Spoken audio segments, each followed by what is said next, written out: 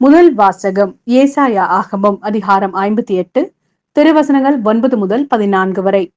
அப்போது நீ ஆண்டவரை மன்றாடுவாய், அவர் உனக்கு பதிலளிப்பார்.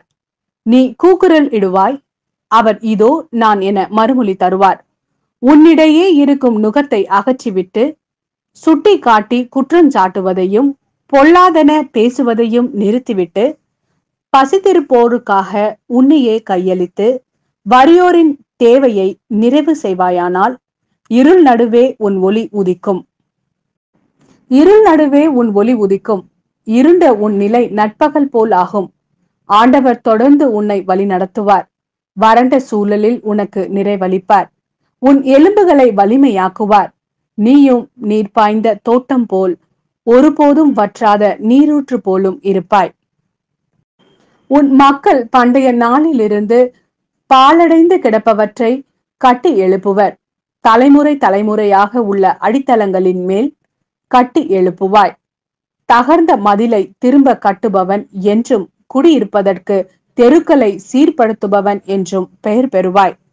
ஓய்வு நாளில் முறைமைகளினின்று விலகி செல்லாது என் புனித நாளில் உன் விருப்பம் போல் செய்யாதிருந்து ஓய்வு நாள் மகிழ்ச்சியின் நாள் என்றும் ஆண்டவரின் மேன்மை மிகு புனித நாள் எனவும் சொல்லி அதற்கு மதிப்பு தந்து உன் சொந்த வழிகளில் செல்லவோ உன் சொந்த ஆதாயத்தை நாடவோ வெற்று பேச்சுகளை பேசவோ செய்யாதிருந்தால் அப்பொழுது ஆண்டவருக்கு ஊழியம் புரியும் மகிழ்ச்சியை பெறுவாய்.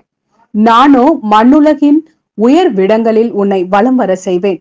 உன் மூதாதையராகிய யாக்கோப்பின் உரிமை சொத்தின் மூலம் உனக்கு உணவளிப்பேன். ஆண்டவரின் வாய் இதை உரைத்தது. இது ஆண்டவரின் அருள்வாக்கு. இறைவா உமக்கு நன்றி. லூக்கா எழுதிய நற்செய்தி அதிகாரம் 5 திருவசனங்கள் 27 முதல் 32 வரை. அதன் பின் இயேசு வெளியே சென்று சுங்க சாவடியில் அமர்ந்திருந்த லேவி என்னும் பெயருடைய வழி தண்டுபவர் ஒருவரை கண்டார். அவரிடம் என்னை பின்பற்றி வா என்றார். அவர் அனைத்தையும் விட்டுவிட்டு எழுந்து இயேசுவை பின்பற்றி சென்றார். இந்த லேவி தம் வீட்டில் அவருக்கு ஒரு பெரிய விருந்து அளித்தார். வரி தண்டுபவர்களும் மற்றவர்களும் பெருந்திரளாய் அவர்களோடு பந்தியில் அமர்ந்தார்கள்.